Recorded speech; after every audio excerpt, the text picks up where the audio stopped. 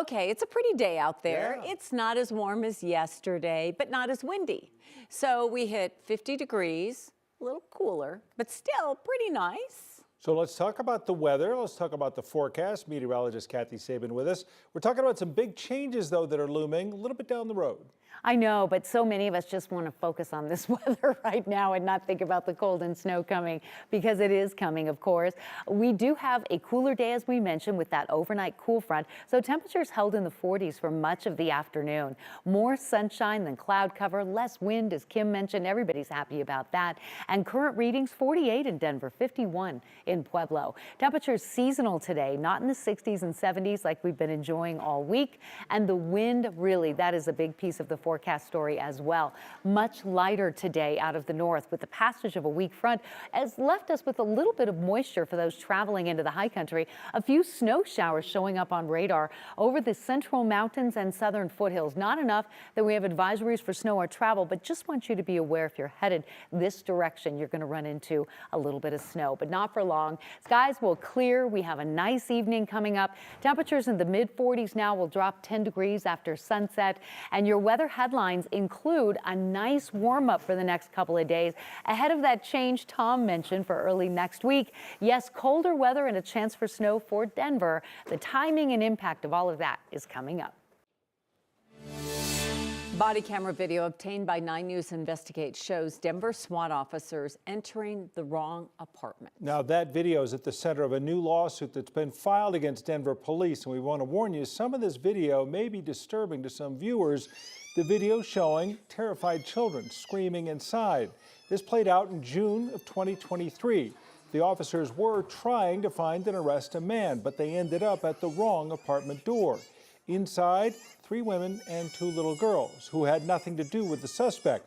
Attorneys say that police detained the family in a car for a significant time while they looked for the suspect.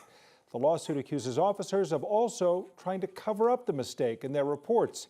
9 News Investigates' Jeremy Hola talked to the law firm who filed the case. We'll get a look at his full story on what happened coming up on 9 News at 5. A child in Texas has died from the measles. It's the first death since the outbreak started last month. We have learned that this was a school-aged child and they were not vaccinated. There have been 124 confirmed cases of the measles in Texas. Many of them have been children. 18 people have been hospitalized, causing health officials in the state to urge people to get the MMR vaccine.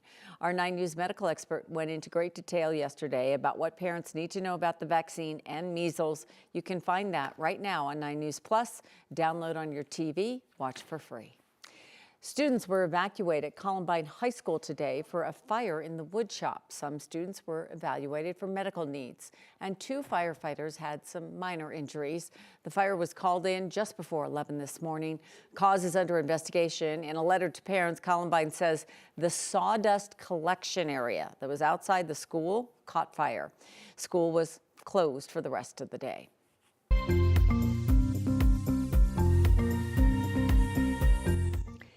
Weight loss medications like Wegovy and Zepbound are gaining in popularity as millions of people turn to them for some quick results and potential health benefits as well. Now, there can be positive outcomes, but Consumer Reports warns that there are important considerations, especially for older adults, before they try starting these treatments. Here with more on that is 9 News consumer investigator Steve Steger. Literally, after the first injection, my hunger pain was just completely gone. Crystal Garcia says her doctor prescribed an injectable GLP-1 medication to help her lose weight. He's like, we can try this medication.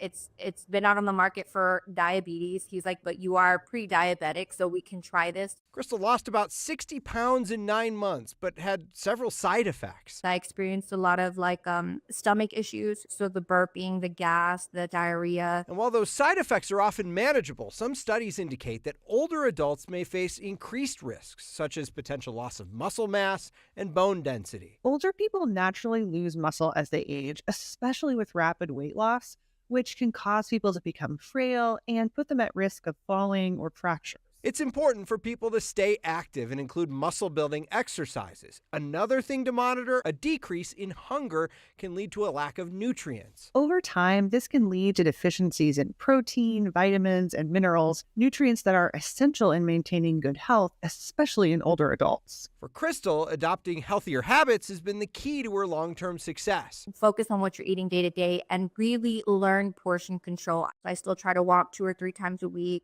And that's how she continues to look and feel amazing. I had not been under 200 pounds in over 20 years. Even a little weight loss can work wonders for your health. A study found that people at high risk for developing type 2 diabetes who lost 5 to 7% of their weight had a 58% lower risk of it happening. If you have a consumer problem, send me an email. I'm Steve Stager, Steve on your side, 9 News.